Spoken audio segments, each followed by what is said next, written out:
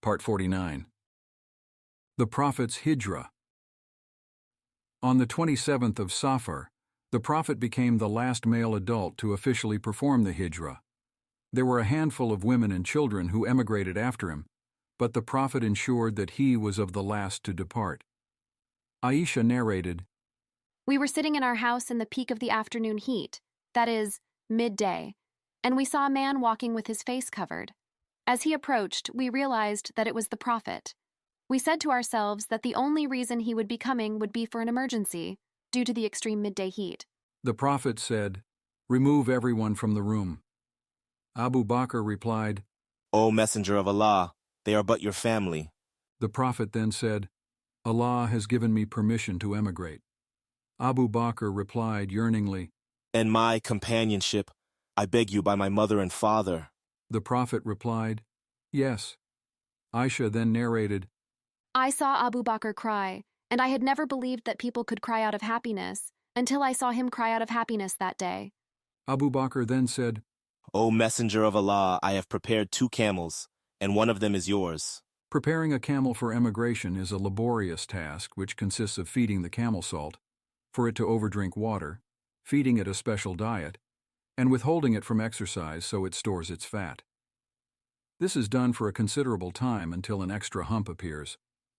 On this occasion, Abu Bakr stated that he prepared the camels for 4 months, although historians state that it was 3.5 months, and that Abu Bakr rounded it up to 4 in his narration. The Prophet replied, 'Only if I pay you.' Even the Prophet was keen on receiving the full reward for his emigration, and thus did not want to rely on any gifts. Abu Bakr had 40,000 dirhams before he accepted Islam, but only 5,000 dirhams at the time of emigration, as he spent most of it freeing slaves and spending it in the path of Allah. When he emigrated, he took the entire amount with him and left nothing behind for his family. His father, Abu Kuhafa, had not yet accepted Islam, and at this time was a stern opposer of Islam. He was a blind, bitter, elderly man armed with a sharp tongue. He approached his granddaughter, Asma bint Abi Bakr, mocking his son Abu Bakr for supposedly abandoning his family with no financial support. Asma, in her quick-wittedness inherited from her father, quietly filled a pouch with pebbles, tied it up, and handed it to Abu Kuhafa, saying, "No, my grandfather. He has left us this." As a blind man, he picked up the bag and felt its weight and was taken aback, so he recanted his criticism. Asma recalled that indeed her father did not leave them a single penny. He knew they would be safe in Mecca, and so he put his trust in Allah, whereas he was accompanying the Prophet in the wilderness and would need extra money for safety. Imam Ahmad states that Allah revealed a verse in the Quran describing the night of the Hijrah. "And when the disbelievers conspired to capture, kill, or exile you, they planned, but Allah also planned, and Allah is the best of planners." Surah 8, verse 30. Allah described the Quraysh gathering in the Dar al-Nadwa of Mecca, their parliamentary meeting place, to find a final solution to deal with the Prophet and the religion of Islam. The Quraysh gathered with the exception of Banu Hashim.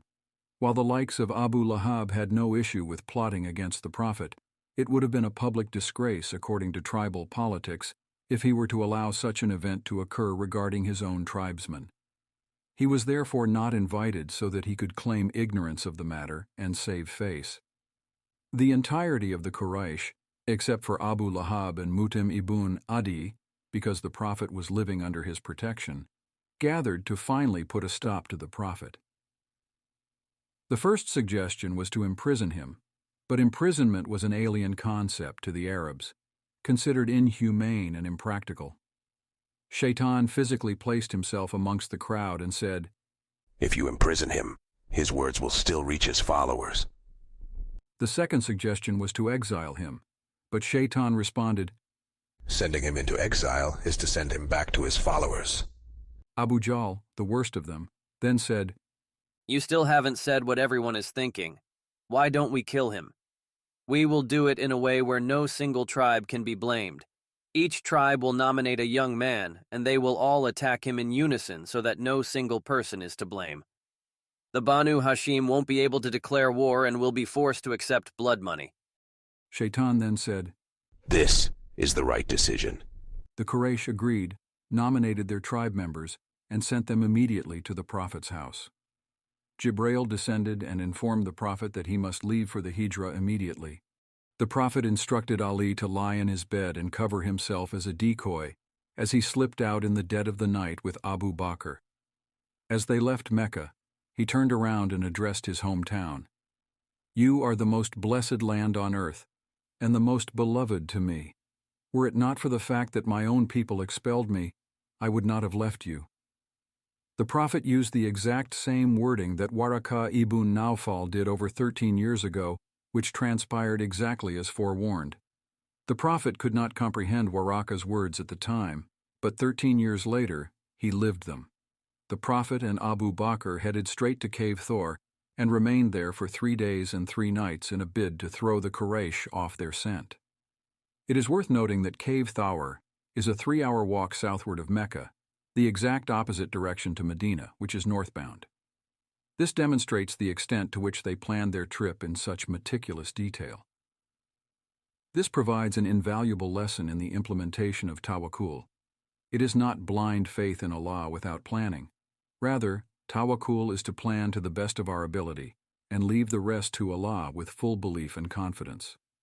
Abu Bakr had even arranged for his household to carry out tasks after they left. He instructed his son Abdullah to bring food and water to the cave. He was also instructed to listen in on the Quraysh's gatherings, as he was a young boy and they did not take much notice of him. Amir ibn Fuhaira was Abu Bakr's freed slave who felt a strong sense of loyalty and allegiance to him, so he was tasked with erasing the footprints of Abdullah as he went out every morning. Amir was a shepherd, so he would take out his flock and wipe out Abdullah's footprints without arousing suspicion. After eventually realizing that they took a detour, the Quraysh began to look in all directions. They entered upon Cave Thawr, which was an extremely small crevice barely big enough for 2 men. The Prophet and Abu Bakr were hiding below the cave when they heard footsteps above them. Abu Bakr whispered to the Prophet, "If they just look down to their feet, they will see us." The Prophet said, "O Abu Bakr, what do you think about 2 men whose third is Allah?" There are numerous famous stories surrounding this event which lack authenticity, such as spiders making webs, trees leaning forward, and pigeons setting up nests to block the Quraysh from seeing them. The authentic reports simply state that the Prophet reassured Abu Bakr, and Allah protected them. After 3 days and 3 nights in Cave Thawr, they met with an expert guide, Abdullah ibn Uraykit, to decipher the best hidden route to Medina without leaving themselves exposed in the open. A bounty of 100 camels was offered to find the Prophet, dead or alive.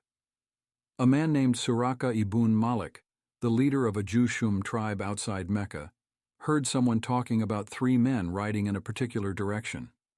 Suraka became greedy and wanted the full bounty for himself. So he said, "No, that is so-and-so who said they are going on an expedition."